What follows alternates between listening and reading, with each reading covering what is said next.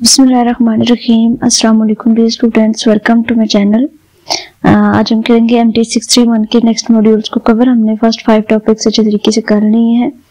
तो लास्ट जो हमारा टॉपिक था उसमें हमने एक थ्योरम देखा था कि जो हमने लिखा था कि अगर जो हमारा फंक्शन है वो कन्वर्ज करता है uniformly to f on s, यानी कि जो फंक्शन है वो कन्वर्ज करता है, s जो है वो हमारे पास एक सबसेट था, एक डोमेन थी, कोड डोमेन जो हमें दी हुई थी, then fn converges pointwise to f on s। ठीक है, यानी कि अगर एक फंक्शन यूनिफॉर्मली कन्वर्जेंट है तो देन वो पॉइंट वाइज भी कन्वर्ज करेगा, लेकिन इसका जो कन्वर्स है वो फॉल्स है कि अगर एक जो फंक्शन है वो पॉइंट वाइज कन्वर्जेंट है तो इट डज नॉट मीन कि हर कंडीशन में वो यूनिफॉर्म कन्वर्जेंट भी होगा। मतलब ये जो थ्योरम है इसका कन्वर्स जो है वो फॉल्स है। तो आज इसके हम कुछ एग्जांपल्स देखते हैं, कुछ काउंटर एग्जांपल देखेंगे। काउंटर एग्जांपल्स वो एग्जांपल्स होती हैं जो कि किसी स्टेटमेंट को डिसप्रूव करने के लिए यूज की जाती है। लाइक जैसे कि ये हमारे पास है कि अगर एक फंक्शन पहले हम पॉइंट वाइज उसको प्रूव करें तो देन वो यूनिफॉर्म नहीं हो सकता। तो हम इस तरह की एग्जांपल देखेंगे कि एक फंक्शन जो है वो पॉइंट वाइज भी कन्वर्जेंट है और उसके अलावा जो है वो यूनिफॉर्म कन्वर्जेंट भी है।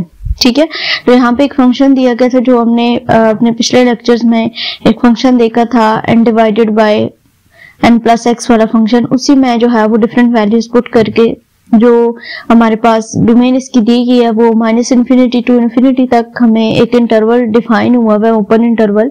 इसमें हमने जो है वो इसकी डिफरेंट वैल्यूज को लेकर हमने इसकी वैल्यूज को चेक करना है और n की जो वैल्यू है वो हमारे पास ग्रेटर देन इक्वल टू 1। ठीक है, यानी कि या तो हम 1 ले सकते हैं या फिर 1 से ग्रेटर भी वैल्यू ले सकते हैं। 1 से छोटी जो है वो हम n की वैल्यूज को पुट नहीं कर सकते।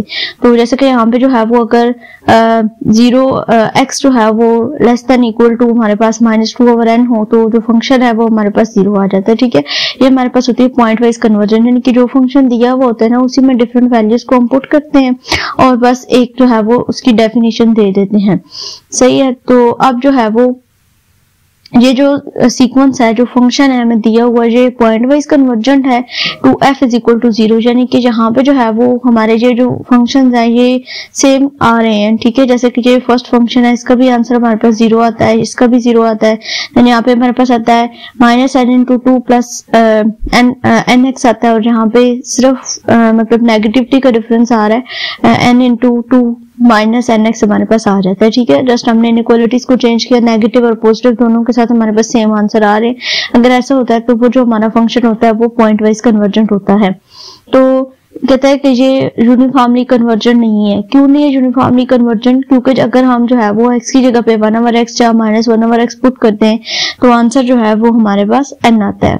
ठीक है, n आंसर आता है और हमने लिमिट्स देखी थी कि जो हमारे पास फंक्शन होता है fn - f, जो हमने ये थ्योरम देखा था -∞ टू ∞, अगर इसका इंटरवल जो है वो डिफाइन है और इसके ऊपर अगर हम लिमिट फिर अप्लाई कर दें तो लिमिट अप्लाई करने के बाद क्योंकि ये फंक्शन जो है वो इक्वल टू n के आ गए तो n अप्रोचेस टू ∞ हमने पुट कर देना, तो ये इक्वल टू किसके आ गए, हमारे पास ∞ के आ गए। अब जो है वो अगर इसको हमने डिसप्रूव करना हो उसी स्टेटमेंट को यहाँ पे, तो हमने ये चीज प्रूव की है कि ये जो हमारा फंक्शन है ये पॉइंट वाइज है, लेकिन पॉइंट वाइज कन्वर्जेंट है। ठीक है, लेकिन जो है ये यूनिफॉर्मली कन्वर्जेंट नहीं है। अब जो है वो इस फंक्शन में हमने क्या करना है, एक जो फिक्स नंबर है उसको हमने डिफाइन करवा लेना है। ठीक है, उसको हम डिफाइन कर लेंगे और वो जो फिक्स नंबर होगा उसकी डिफरेंट वैल्यूज को पुट करके हम इसको कह सकते हैं कि ये जो हमारा फंक्शन है ये यूनिफॉर्मली कन्वर्जेंट भी है। जैसे कि यहाँ पे जो है वो हमारे पास जो फिक्स नंबर है वो हमारे पास रो यूज हुआ है। ठीक है, तो ये यूनिफॉर्मली कन्वर्जेंट किस नंबर पे होगा, यानी कि एक न्यू नंबर हम डिफाइन कर लेते हैं, इसमें एक नई एलिमेंट जो है वो डिफाइन कर लेते हैं, चाहे रो हो चाहे एप्सिलॉन हो या जो भी हो। तो इसको डिफाइन करके हम इसके सुप्रीमम के साथ, यानी कि ये जो हमारा SP था या जो नॉर्म था इसको हमने कहा था कि ये सुप्रीमम है, तो fn - f इक्वल टू 0 के आ जाएगा। कब आएगा? जब n की जो वैल्यू है वो 2 डिवाइडेड बाय ये रो होगी। रो जो है वो हमारे पास एक फिक्स नंबर है। तो इस तरह से हम इस स्टेटमेंट को जो है वो डिसप्रूव कर सकते हैं।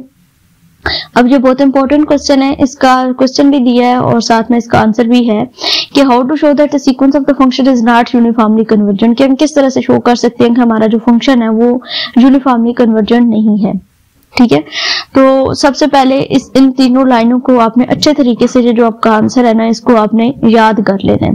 ठीक है, पहले समझ लें कि सपोज करने की एक sequence of function F N है is pointwise convergent on the set S, ठीक है, यानी कि जो फंक्शन दिया हुआ वो पॉइंट वाइज कन्वर्जेंट है इसके ऊपर, then the convergence of f N is not uniform, ठीक है, क्योंकि ये स्टेटमेंट हमने देखी है कि अगर एक फंक्शन पॉइंट वाइज कन्वर्जेंट है तो वो यूनिफॉर्म कन्वर्जेंट नहीं होता, लेकिन अगर जो है वो हमने ये चीज प्रूव करनी है कि वो यूनिफॉर्म कन्वर्जेंट है तो हम क्या करेंगे, जैसे कि हमने इस एग्जांपल में किया, हमने एक नंबर ले लिया, ठीक है, हम यहाँ पे हमने ये लिया हमारे पास रो, लेकिन कहता है कि if there exist an epsilon, कि अगर यहाँ पे एप्सिलॉन एग्जिस्ट करे greater than 0 such that no each integer N such that to each integer n, यानी कि एन जो है वो हमारे इंटीजर्स होंगे, there corresponds an integer small n is greater than n and the point x n belong to s for which we have, यानी कि अब हमारे पास क्या होगा कि जो फंक्शन का हमारे का आंसर आएगा ना, हमने दो फंक्शन देखे थे कि हमारा एफ एन एक्स एन होगा और दूसरा हमारे पास एफ एक्स एन होगा, सही है, ये ग्रेटर देन इक्वल टू किसके हो जाएंगे, एप्सिलॉन के। अगर एप्सिलॉन जो है वो कोई भी छोटा सा नंबर है, अगर इसकी वैल्यू जो है वो इस फंक्शन की कुछ छोटी आती है तो देन वो एप्सिलॉन के इक्वल हो सकती है, और अगर एप्सिलॉन से ग्रेटर भी हो सकती है, यानी कि बड़ी वैल्यू आती है तो वो एप्सिलॉन से ग्रेटर होगी, लेकिन अगर छोटी से छोटी वैल्यू भी आती है तो वो इस एप्सिलॉन के इक्वल में आएगी। तो ये तीनों लाइनें आपने अच्छे तरीके से क्या कर लेनी है, याद कर लेनी है। अच्छा, उसके बाद नेक्स्ट अगर देखें तो नेक्स्ट ये एग्जांपल्स हैं दोनों, सही है, इनको आप एक दफा देखिए। अगर एफ एन जो है वो इक्वल टू एक्स एन के और एन इज ग्रेटर देन 1 है, then f N converges pointwise on s 0 to 1, ठीक है, यानी कि क्या हमें दी हुई है, जो इंटरवल है वो 0 to 1 डिफाइन है, क्लोज इंटरवल है। तो कहते हैं कि अगर एक्स इज इक्वल टू हमारे पास 1 हो तो आंसर क्या आता है हमारा, 1 आता है, ठीक है, और n भी ग्रेटर देन इक्वल टू 1 की हो, यानी कि n की वैल्यू भी हम 1 रख सकते हैं या फिर 1 से बड़ी रख सकते हैं। अगर x इज इक्वल टू 1 है और अगर n की वैल्यू भी हम 1 नहीं रखे तो ये जो फंक्शन है इसमें अगर हमने दोनों वैल्यूज पुट की तो आंसर क्या आया हमारा, 1 आया। अगर हम जो है वो x 0 रख लेते हैं, ठीक है, इनके दरम्यान 0 x हम कहते हैं कि जो हमारा है वो 0 है, अगर x से 0 हो जाएगा तो n की जो भी वैल्यू हो हमारा आंसर क्या आ जाएगा, 0 आ जाएगा। तो इस तरह से पॉइंट वाइज कन्वर्जन, यानी कि एक फंक्शन दिया हुआ है, जो इंटरवल दिया हुआ है उस इंटरवल के अंदर है कि आपने क्या करना होगा कि इसी फंक्शन में आपने वैल्यूज पुट करनी है और देखना है कि वो पॉइंट वाइज कन्वर्जन है या नहीं है। The conversion is not uniform on S, ठीक है।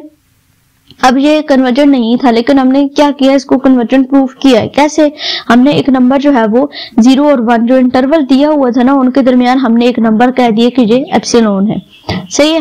तो f N x minus f of x is less than 1 greater than 1 minus epsilon की, जो इसकी वैल्यू आएगी वो क्या आएगी, ग्रेटर देन आएगी 1 माइनस एप्सिलॉन की, ठीक है। तो उसके बाद 1 माइनस एप्सिलॉन इज, इसकी बार में हमारे पास 1 ओवर n है, ये इसकी कंडीशन दी गई है कि जो अब हमारा x आएगा ना 0 की जगह पे 0 जो है वो हमारा इससे रिप्लेस हो जाएगा, जो कि हमने एप्सिलॉन वाली टर्म ली है उससे। देन 1 माइनस एप्सिलॉन जो है, ये जो अब हमारा फंक्शन है एफ एन एक्स और एफ ऑफ एक्स, इन ये जो 1 माइनस एप्सिलॉन और 1 के इक्वल, यानी कि x की जगह पे हमारा क्या आ जाएगा, अब ये फंक्शन हो जाएगा। और n greater than equal to अगर 1 हो तो हमारा जो एप्सिलॉन है ये कोई भी एक स्मॉल नंबर है, जैसे कि मैंने आपको बताया कि स्मॉल नंबर है, तो ये किसको फॉलो करेगा, अगर n की वैल्यू हम जो है वो क्या करते हैं 1 रख लेते हैं या इक्वल टू 1 रखते हैं n की वैल्यू, तो हमारा आंसर क्या आ जाएगा, f of n minus f supremum equal to 1 क्या आ जाएगा, बस इतनी सी बात है। उसके बाद सेम इसी तरह से यहाँ पे भी वही फंक्शन दिया हुआ है, सिंपल क्या किया कि यहाँ पे अब इसने जो यूज किया नंबर वो इसने क्या किया है, ये रो यूज कर लिया, बाकी इसमें कोई भी चेंजिंग नहीं आई है, ठीक है। ये बस आपने जो है वो थोड़ा सा देख लेना कि इस तरह से आप किसी नंबर को उसमें ऐड करके इसको प्रूव कर सकते हैं। उसके बाद बहुत इंपॉर्टेंट है कॉशी यूनिफॉर्म कन्वर्जेंस क्राइटेरियन, ये आपके रीजन एनालिसिस पार्ट 1 में भी था और बहुत सारे स्टूडेंट का ये क्वेश्चन आया था, तो इसको आपने लाजमी करना है, इसका प्रूफ भी मस्ट करना है, क्योंकि ये थोड़ा सा लेंथी है लेकिन इंपॉर्टेंट है, ये पेपर में हमेशा आता है। तो थ्योरम की स्टेटमेंट है, sequence of the function F N converges uniformly on s if and only if, conditions वही हैं, ठीक है, स्टेटमेंट वही है जो आपने रीजनल एनालिसिस पार्ट 1 में पढ़ ली है। For each epsilon is greater than 0 there is an integer N such that, वही F N minus F N दो फंक्शंस अब होंगे हमारे पास यहाँ पे, और इनका सुप्रीमम ये लेस देन होगा एप्सिलॉन के, जो कि अभी हमने देखा, क्योंकि हमने इसको यूनिफॉर्मली प्रूव करना होगा, ठीक है। इफ ये लेस देन एप्सिलॉन है, यहाँ पे इक्वल टू की जो कंडीशन है वो नहीं है, n m is greater than equal to capital n, यानी कि इंटीजर्स में ये एग्जिस्ट करेंगे जो एन और एम है हमारे। अब इफ एंड ओनली इफ किया तो नेसेसरी एंड सफिशिएंट कंडीशन है। पहले नेसेसरी कंडीशन को देखते हैं कि fn जो है वो हमारा कन्वर्ज करता है यूनिफॉर्मली टू f1s।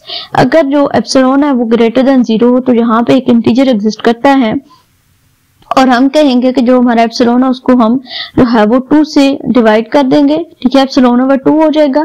और जो हमारा fn है उसको अगर हम कह दें कि वो हमारे पास क्या है, k है, n की वैल्यू हमारे पास k आ जाएगी, तो fk minus f supremum is less than equal to epsilon over 2, यानी कि यहाँ पे जो एक इंटीजर है वो अब हमारा क्या हो गया, k हो गया, ठीक है। nm की जगह पे हमने क्या कर दिया, k कह दिया। अब जो फंक्शन दिया हुआ था उसी को हमने लेना है, fn minus fm supremum equal to, अब जो हमारा fn और fm है यहाँ पे जो हमने एक नया फंक्शन इसमें ऐड किया, f जो है वो सब्ट्रैक्ट किया, उस f को यहाँ पे हम ऐड भी कर देंगे, सब्ट्रैक्ट भी कर देंगे, और ऐड और सब्ट्रैक्ट करने से कोई फर्क नहीं पड़ता है, बस हमारी जो स्टेटमेंट है उसको हम चेंज करते हैं। तो ऐड और सब्ट्रैक्ट कर दिया इस फंक्शन को, और फिर उसके बाद इनको इस तरह से एक फॉर्म में लिख दिया है, fn minus f plus f minus fm। तो दो को हमने एक साथ लिख दिया, फिर दोनों के ऊपर जो है वो हमने सुप्रीमम अलग अलग से लगा दिया, और जब हम हमारी स्टेटमेंट चेंज होती है तो हमारी इक्वालिटी का साइन भी चेंज हो जाता है, greater than equal to fn minus f, और इसके ऊपर भी सुप्रीमम आ जाएगी, और f माइनस fm ये भी सुप्रीमम में आ जाएगा। अब हमने कहा कि जो हमारा fk माइनस f है, ठीक है, यहाँ पे हमारा इंटीजर क्या था, k था, और यहाँ पे हमारे पास क्या है, n है, तो उस चीज पे फर्क नहीं पड़ता है, हम दोनों को एक ही चीज हम रिप्रेजेंट करेंगे, क्योंकि यहाँ पे हमने fn को ही रिप्रेजेंट किया था fk के साथ। तो इसकी जगह पे हम क्या कह सकते, इस पूरे की जगह पे भी हम एप्सिलॉन ओवर 2 लगा सकते हैं, और k क्योंकि कोई भी इंटीजर हो सकता है ना, तो फर्स्ट करें यहाँ पे m है, तो इसकी जगह पे भी हम एप्सिलॉन ओवर 2 लिख सकते हैं। तो जो इसका आंसर आएगा एलसीएम लेने के बाद वो क्या आएगा, एप्सिलॉन आएगा। तो ये चीज हमारी जो है वो प्रूव हो गई है कि ये हमारा जो है वो आंसर आ चुका है, ठीक है, लेस देन एप्सिलॉन आएगा, सही है जी।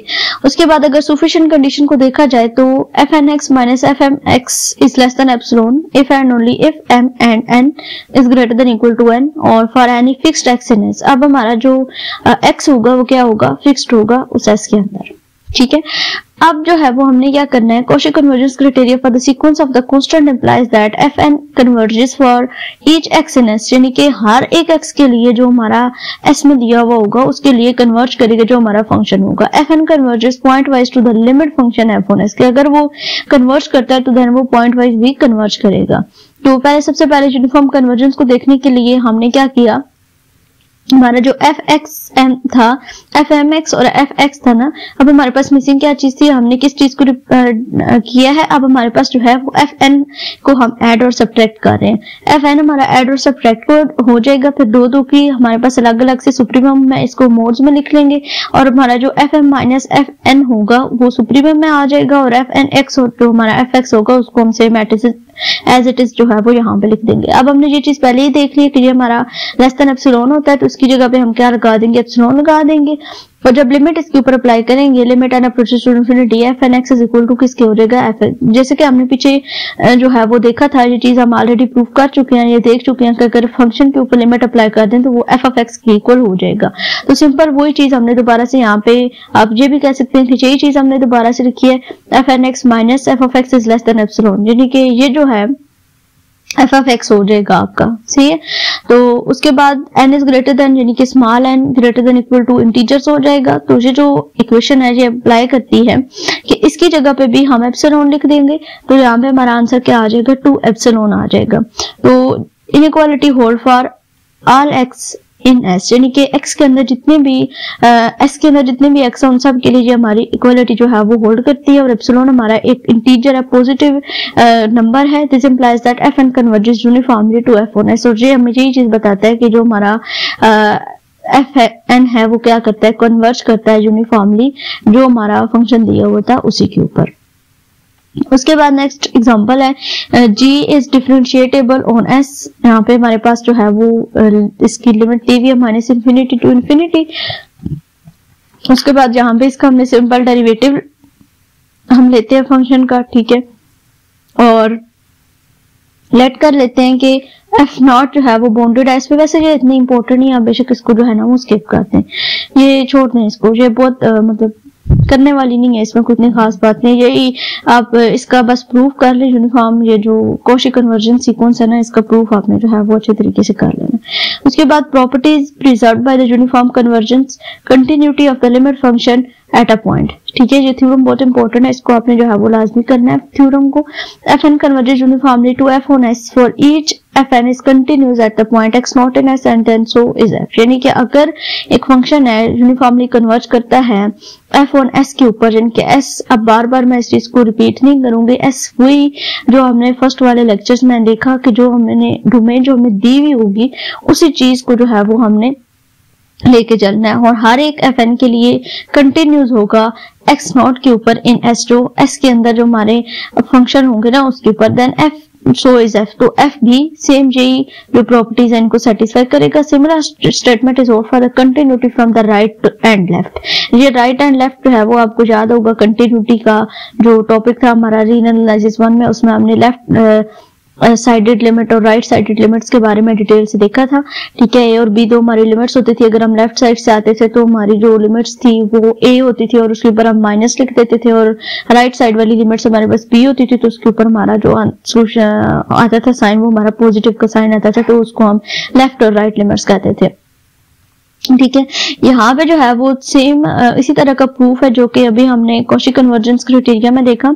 इसमें क्या करना है कि हमारा जो यहाँ पे चेंजिंग्स आई हैं वो क्या आई है कि एफ एक्स है, मतलब दो तीन चीजें यहाँ पे हमारी यूज हो रही है। एक हमारा यूज हो रहा है एफ एन एक्स यूज हो रहा है, उसके बाद हमारा f N x naught use हो रहा है। ठीक है, यानी कि इसने कहा कि एक एक्स नॉट होगा जो कि हमारा इस एस के अंदर आता है।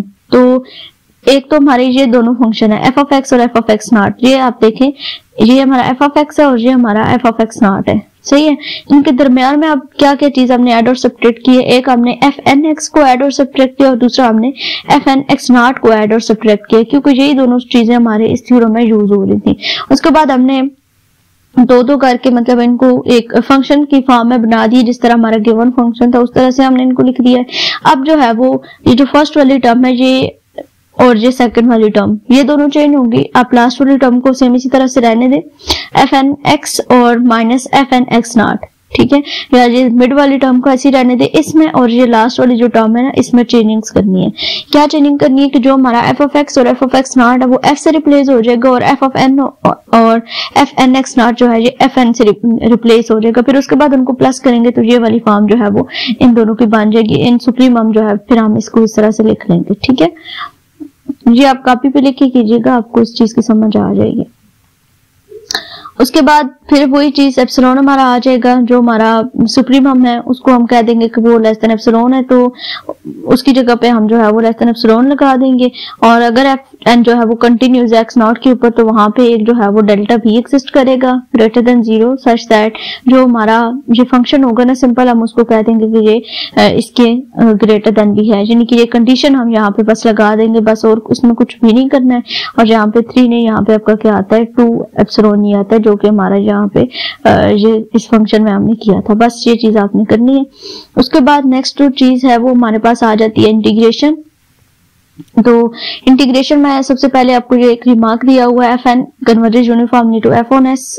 ये फॉलोइंग ये जो हमारे पास एक स्टेटमेंट है जो होल्ड करती है, जो नहीं ये ट्रू है जो नहीं, तो सिंपली आपने इसको याद रखने की ये ट्रू नहीं है इंटीग्रेशन के लिए। A to B F of X, जैसे कि हमने देखा कि limit N approaches to infinity F N X is equal to F of X होती है, बट यहाँ पे इन्होंने उलट लिखा हुआ है कि A to B F of X D X is equal to limit N approaches to infinity A to B. अगर ये मतलब right hand side left hand side और left hand side right hand side होती then ये true थी, but ये true नहीं है। बस इतनी सी चीज आपने इसमें याद रखनी है और इसमें कुछ भी याद रखने वाला नहीं है। Interchange of limit and integration, इसमें जो थ्योरम है इसको देखें, F N converges uniformly to F on S A B, interval define है, assume that F N are the integrable on A B, यानी कि यहाँ पे बस अज्यूम किया हुआ इस चीज को ये जो है वो इसके इक्वल है। अब क्या किया है कि यहाँ पे इसको जो है वो नॉर्म ले लिया इसका ए टू बी, यानी कि इसके मोड में इन्हीं दोनों चीजों को डिफाइन किया, A to B F N X D X minus A to B F X D X. एक एफ एन एक्स है और दूसरा एफ ऑफ एक्स है, दोनों में डिफरेंस आपको पता होना चाहिए, मतलब दोनों अलग अलग चीजें आपकी। अब A to B F N X D X इसको जो है वो हमने क्या दिया कि इन दोनों लिमिट्स को जब हमने कंबाइन किया तो A to B F N x minus F X और डी एक्स आ जाएगा। अब जब लिमिट अप्लाई करेंगे तो upper limit minus lower limit B minus A F N minus F और साथ में हमारा क्या आ जाएगा, सुप्रीमम आ जाएगा।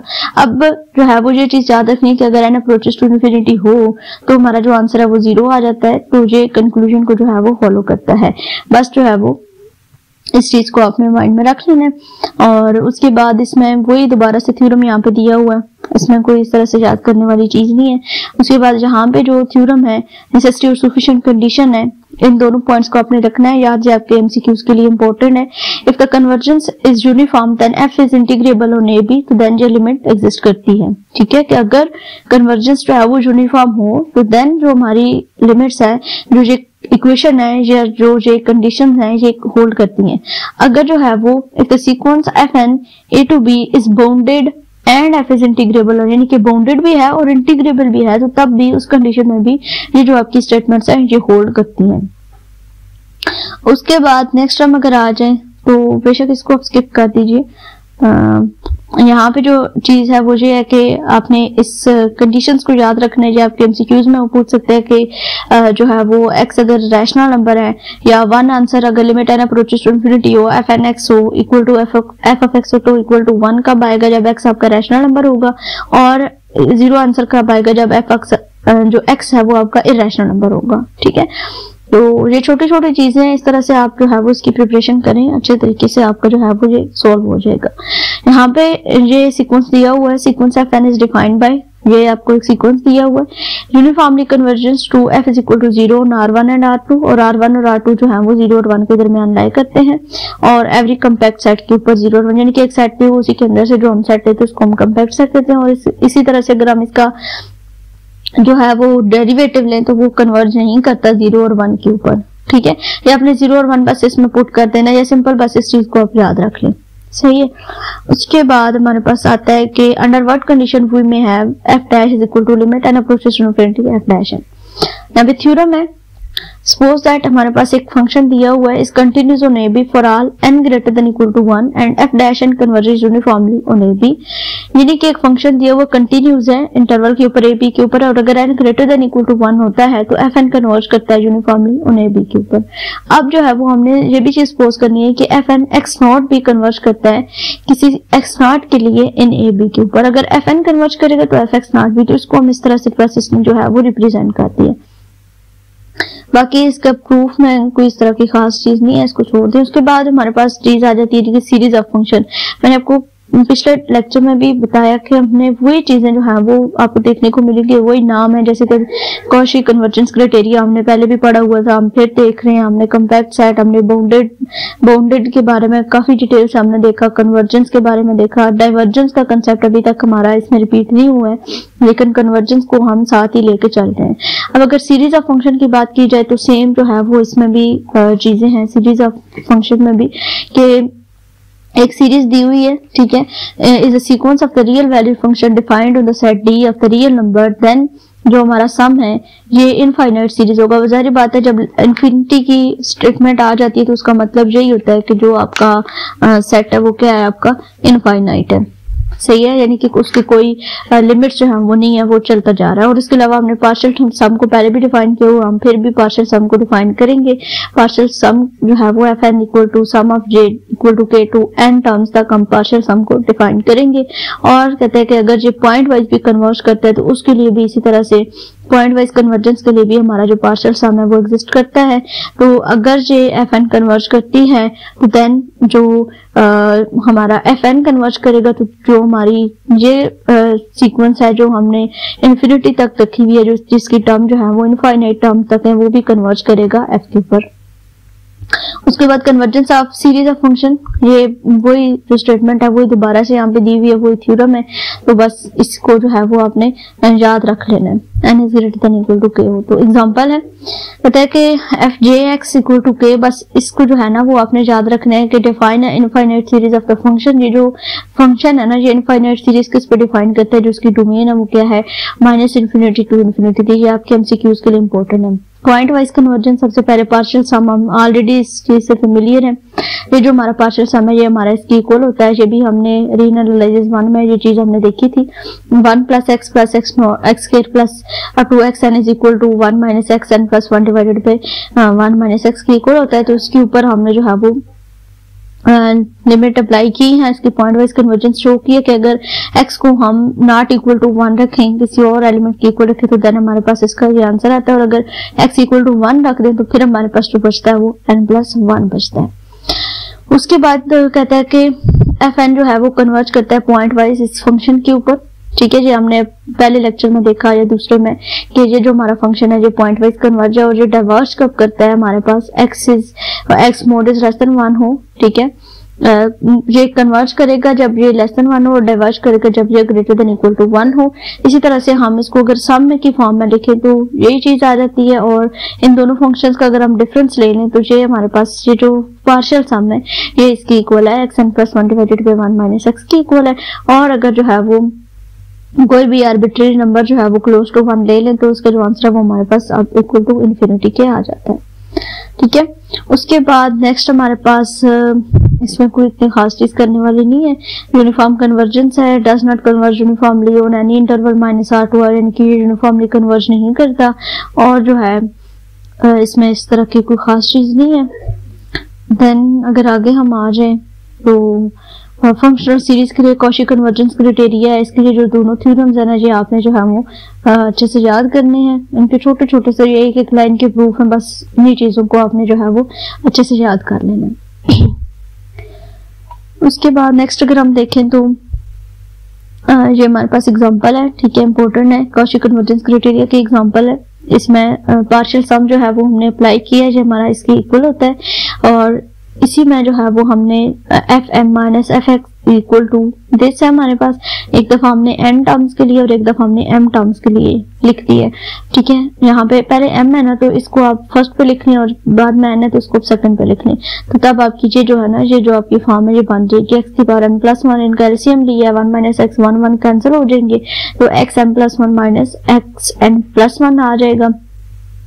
उसके बाद जो है वो हमने यहाँ पे क्या किया है, यहाँ पे रिप्लेसमेंट हुई है। जिस तरह हमने अपने पिछले लेक्चर में रिप्लेस किया है इसी तरह से यहाँ पे भी जो हमारा x है, ठीक है, n + 1 उसको हमने जो है वो rn + 1 से रिप्लेस किया है, क्योंकि वो जो xn + 1 है वो less than equal to r x + n से होता है।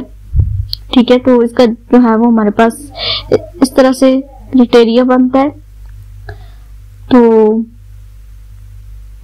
इनके ऊपर फिर हमने क्या किया है, सिंपल लिमिट्स अप्लाई कर दी और हमने बताया कि अगर ये 0 से बिलोंग करती हैं, मतलब 0 तक जाती हैं, तो n अप्रोचेस टू इन्फिनिटी होता है।